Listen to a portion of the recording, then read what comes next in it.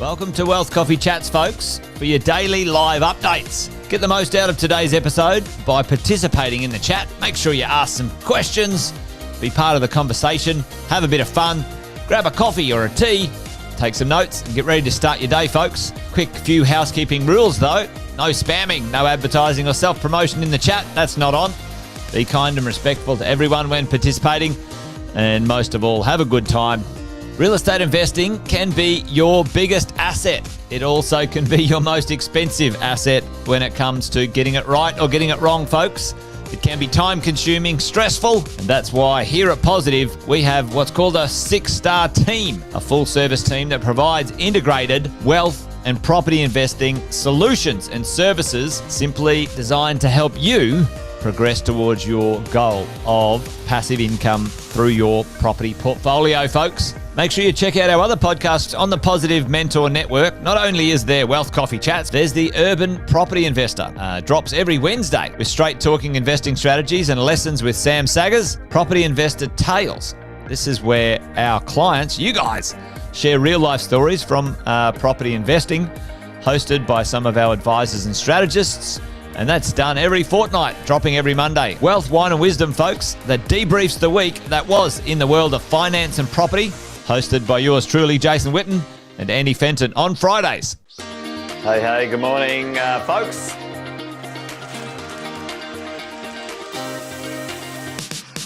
Good morning, everybody.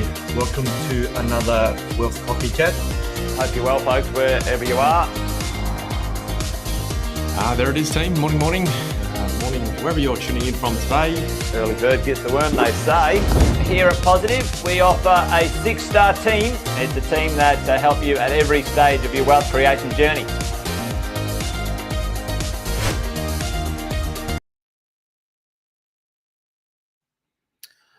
Good morning, everybody. Welcome for another edition of Wealth Coffee Chats. My name is Damian Hauser, one of the leading specialists here in Positive Money. And I've also got here with me Shome, who's also a leading specialist here at Positive Money as well. Hi, Sarah. Hey, Damian. How are you going? And a special hi to Jeff and Courtney as well in the chat. Now, I can't believe it is Friday already, and it is almost the end of March. It's like, where has this year gone? Now? Absolutely. Yeah. Now, today, obviously, Kang is not available today, so you have got the dynamic duo here at Positive Money, and I'll let Sarah talk to you about what we're going to be talking about on today's topic. Over to you, Sarah. Thanks, Damian.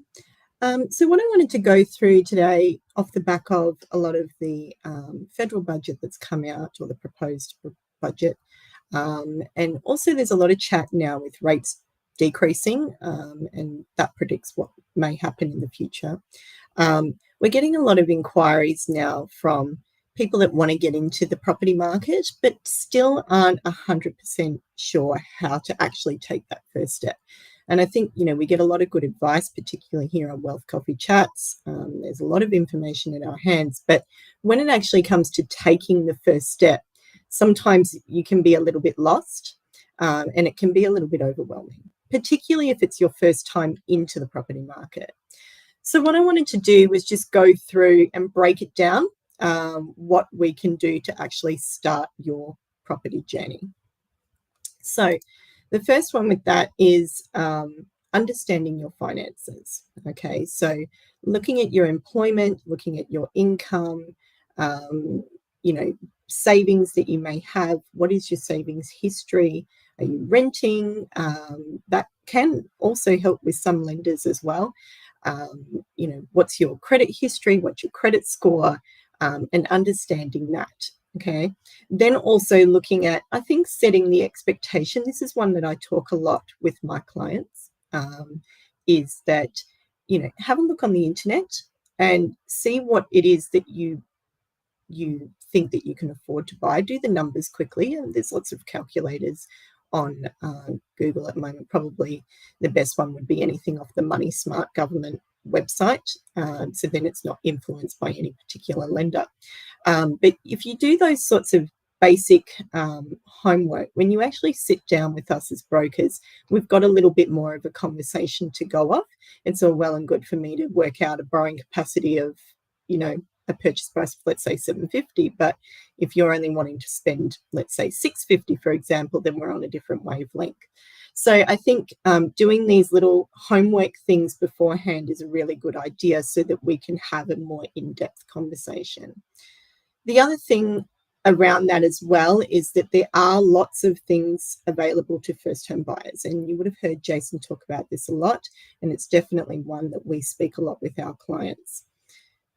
But there are quite a few different things on the market at the moment, so I just wanted to sort of demystify that a little bit.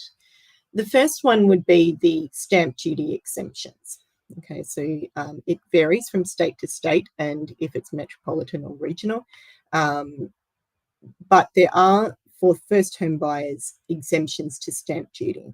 Now, that could be a full exemption or it could be a concessional exemption as well. And when you sit with us as mortgage brokers, that's something that we can go through with you. There's also the first home owners grant, which is the $10,000 rebate for new builds up to $750,000. There's the home buyer fund, which is the low deposit scheme. This can also help with avoiding mortgage insurance and things like that, because the government will act as the mortgage insurer is probably the easiest way to explain it. And that means that, for your lending and the deal that we can do for you, that yes, we're borrowing more, but there's better rates and things like that for you as the consumer or as the borrower. There's also talk around this Help to Buy scheme that's just come out in the recent budget. Again, that's coming off the back of that home buyer low deposit scheme where we're borrowing, and you could borrow with as little as 2%. Okay, but the government does own a co-share in your property. Then I guess the next steps that you would need to take, so you have a firm understanding of your personal financial situation. You're now understanding what grants may be available to you as well as a first home buyer. Then obviously it would be around sitting down and starting to prepare your team. Okay, so that's we've got access here, very fortunate here to have access to the 6-star team. As mortgage brokers, we would obviously help guide you as far as we can in terms of lending and options and grants and exemptions and so on, and advice. Then you've got mentoring and all those sorts of things to help you get prepared in other areas, even property management once you're up and running. So there's lots of different areas that we can help support you with that. The other part to this as well is that there's a lot of I see a lot of inquiries coming from our clients now that may have a home already and they want to get into the investment market, and when they do the figures they feel a little bit stuck. So again, it's about having conversations with us as your brokers and getting your team together, because there are things that we can do to help you build equity in your home. So debt reduction strategies and so on, to quickly help you pay off your home, to build that equity, and then we can use that to go on and invest. And so it's all about building your money story is the best way that I can explain it. And the money story for everybody is really individual. What works for one person doesn't necessarily work for the next. So it's about tailoring it all. Question from Courtney: if someone has a second job, how long do they need to have pay slips? Really interesting question, because it's very broad. Okay, so if it's casual, then you would be looking at a minimum 12 months, because with lenders, casual employment does make things not more difficult. I think that's too harsh of a word, but it makes it more challenging because they want longevity, and that just comes down to the risks associated with casual employment and termination. The other part to that part-time, we probably would be looking at around 6 months for secondary employment, 3 to 6, depends on the lender. And as I said, there's lenders and there's lenders, okay? There's lenders that will do things as a niche, and that's probably a more one-off exemption. Another question here is first home buyer for an investment property, or if I'm just going to live in the property. Two really different conversations. So we can look at, how am I going to answer it? It's probably the best way to put it is to sit down with us. We have access to live software that helps come off the back of the lenders, okay? And what we do with our clients is we go through this software. So we can run multiple scenarios in that software.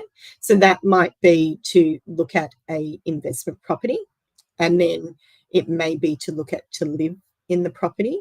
In terms of the grants and the exemptions, etc., from the government, there are limitations around moving into the property. A lot of those are available for owner-occupied. Some of those are available for both.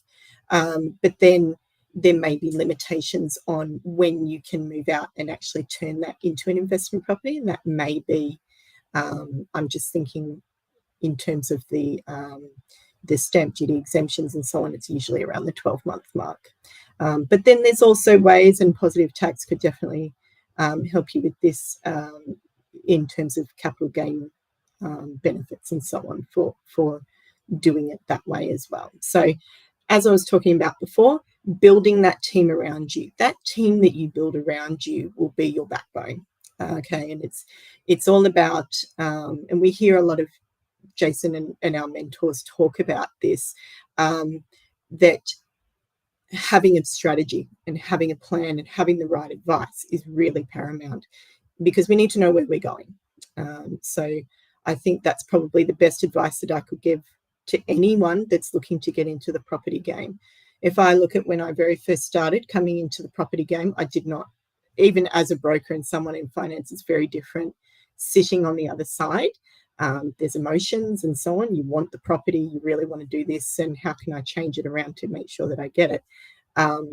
When you're the consumer, it's a very different ballgame than sitting over here as the broker.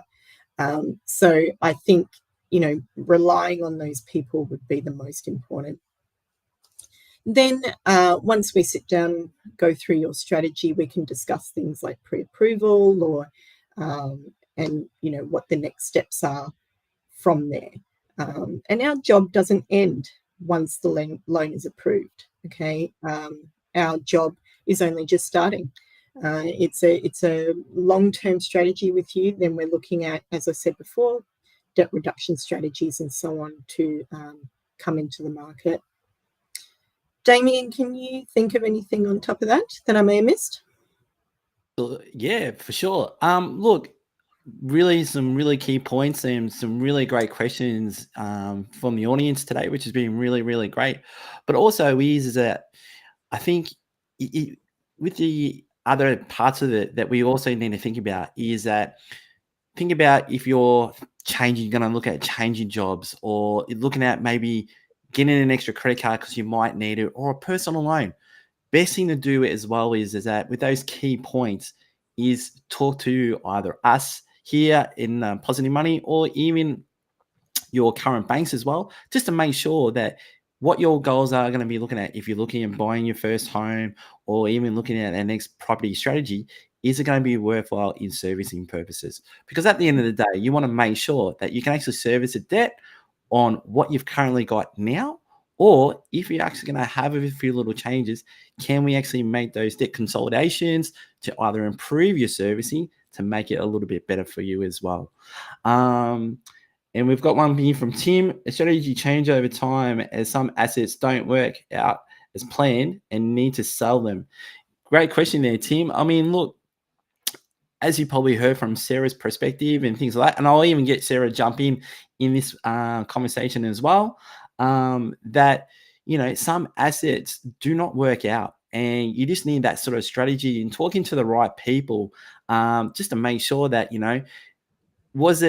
can it be useful as for an asset to make it work for a little bit at the time being, or do you need to sell it to improve your portfolio. And you And probably this is what I was talking about before, Damian, having that team behind you, even as simple as is my asset working well for me, is a multi-prong approach. Okay, yeah, so absolutely. if I look at the 6-star team and start naming people, right? So we've got positive tax would come into that, your mentoring would come into that, and we would come into that.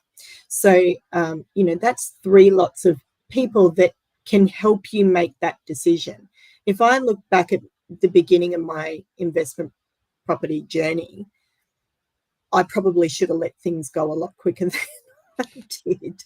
But we don't know what we don't know. And that's why we reach out to the professionals. And, look, I've made the mistakes and I hope that everyone can learn from that so that you don't need to make them. But coming into advice and making sure that we can bring those people together, that would mean that you're making informed decisions. And I think that's really the most powerful part of all of this, is that by having access to multiple areas, you as the consumer or you as the owner can make an informed decision. So if I look at a specific lender, for example, for you, and I make that recommendation to you, you've still got the power of control. There's still other lenders. We can still try for other things, but it's why did we reach that decision, and explaining it to you, how we can, why that may be the right fit for you moving forward, or is there a strategy to do something for now but move you into something different. As I said before, it's all about your own personal money story. Absolutely. And, it's always good to actually have a game plan in advance as well, because, sometimes when you do talk to people like us and with the 6-star team, everyone really gets excited. Everyone really gets involved and, really wants to have those opportunities straight away. Sometimes they can happen really straight away, but it's making sure that having those conversations right from the beginning and calming everybody down, to making sure that, is it the right decision? Is it the right plan? Can you actually make it work? Can everything be smooth sailing? Because you don't want to have those sort of ones where, it might be a little bit more difficult near the end. And was it that right opportunity to make a go ahead with that purchase, Yeah. or even with that, your next investment opportunity? So having those good conversations, asking even the right questions. Don't even assume that the littlest basic question that you think, oh, I should have asked that or shouldn't have asked that, is always going to be the right question, because at the end of the day, you've got the right people to give you those right answers and guide you through it. I agree, Damian. And I think, we're here for anything. We're here to be counsellor. We're here to to answer the what you may feel is a silly question, and help support you and take the stress out of the journey. Particularly when you're very first starting out, taking that very first step. What is a conveyancer? What is what is stamp duty? What is LMI? What is LVR? I don't understand all these things. Can you please explain them to me? And that's what we're here for, to debug and demystify the world of finance. Yeah, absolutely. 100%. Absolutely. Is there anything else that you would like to add before we? No, I think, look, the right move is always just to get started. Okay, Yeah. come and have a chat to us. We don't bite. So,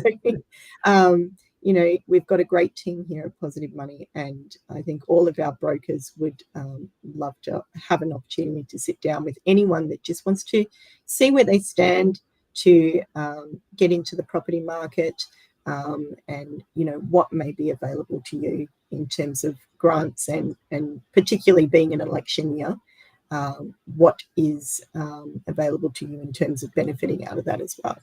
Yeah, 100%. And look, like I said, you don't have to be afraid to ask us any kind of questions, whether it is right or wrong, because the more information that you either get from us or even from the 6-star team, the better that you actually understand and making those right decisions and getting your portfolio expanding the way you should be, not the way that you thought it might be, and you're having those little curves at the end of it. So thank you so much, Sarah, and thank you to everybody who enjoyed this Wealth Coffee Chat for a Friday. I hope you have a lovely weekend, and we'll see you again soon. Thank you.